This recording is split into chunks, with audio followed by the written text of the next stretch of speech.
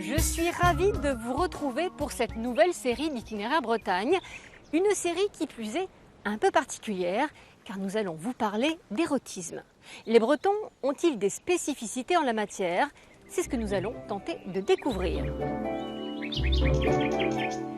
Mais que les yeux chastes se rassurent, on va commencer soft. D'ailleurs, voyez où je me trouve, non pas dans un sex shop, mais près du château de Compère, en terre de Brocéliande.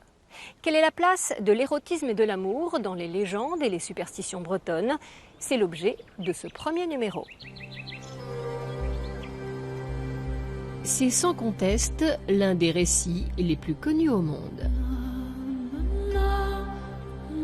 Dans les années 50, Hollywood en fait une belle histoire d'amour platonique.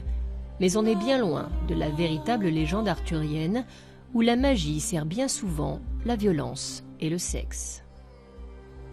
Il y a la naissance de Merlin, qui est quand même un moment assez fort de la légende, où le diable, un démon incube ou un diable, va abuser d'une jeune vierge pour procréer Merlin et envoyer son fils sur Terre. Il y a la naissance d'Arthur, là aussi, où grâce à un enchantement de Merlin, le roi Uther Pendragon prend la place de son principal rival dans le lit de celle qu'il convoite. Il y a les amours adultères de Lancelot du Lac et de la reine Guenièvre. Ah, Lancelot et Guenièvre, enfin un peu d'amour courtois. Les premières origines de cette légende sont méconnues, mais ce qui est sûr, c'est qu'elle apparaît dans la littérature au XIIe siècle, pleine période des troubadours qui chantent cet amour spirituel. Mais qui dit courtois ne dit pas absence d'érotisme. L'amour courtois, c'est une façon d'envisager la relation homme-femme d'une façon plus respectueuse, dans une époque de violence où les seigneurs, les chevaliers étaient extrêmement violents, extrêmement misogynes.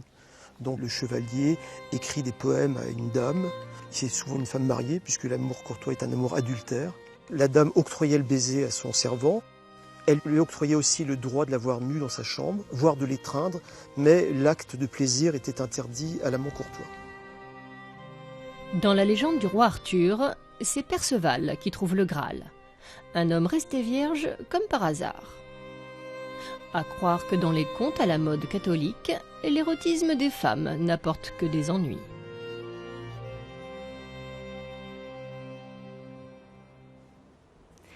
Nous nous retrouvons au musée breton de Quimper en compagnie de son conservateur, mais aussi spécialiste des arts populaires. Philippe Lestu, bonjour. Bonjour.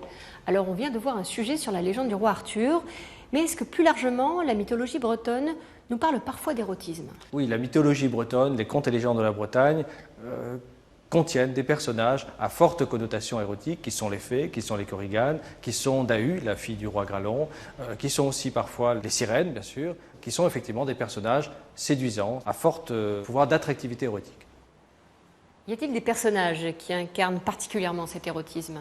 Le personnage le plus connu, c'est sans conteste Dahu. Dahu, c'est la fille du roi Gralon. Gralon qui est un personnage plus ou moins mythique, mais qui règne sur la Cornouaille.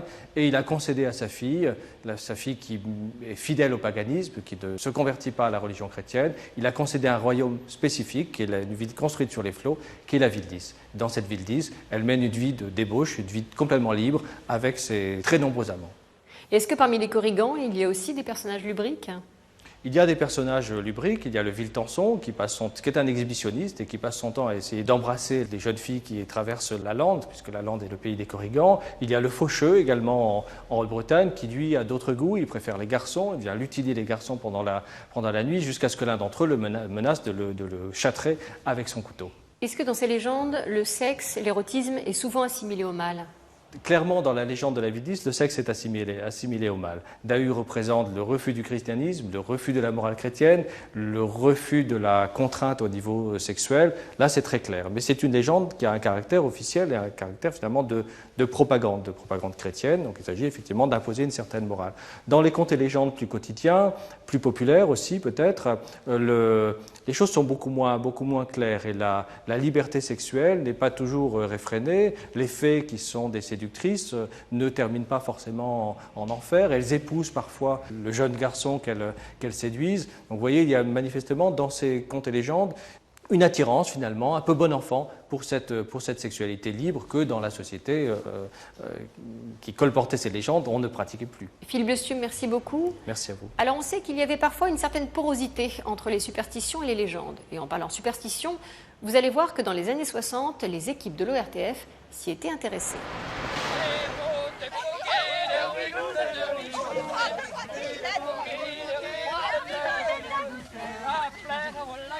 Les nouveaux mariés venaient ici et se frotter le nombril. À cette tuméfaction de la pierre que vous voyez là. Or, si vous voulez bien, si les nouveaux mariés veulent bien se mettre un petit peu là devant, vous verrez que si autrefois on venait se frotter le nombril ici, il fallait que les jeunes mariés aient le nombril un peu haut. Oui. Ça ne se faisait pas en public. Oh non, sûrement pas en public, n'est-ce pas?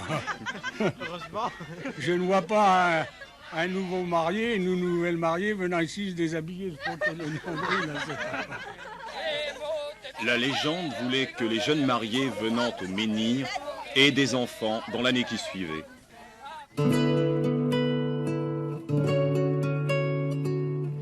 On sait que les Celtes ne faisaient pas du sexe un péché. L'arrivée du christianisme en Bretagne a considérablement changé la donne. Néanmoins, l'Église, pour se faire accepter, a dû s'approprier de nombreuses croyances païennes. Certaines perdurent encore aujourd'hui. En revanche, c'est pas le cas de l'amour courtois. Bah quoi, Émile, t'es pas d'accord? Oh bah si, oh bah que dalle.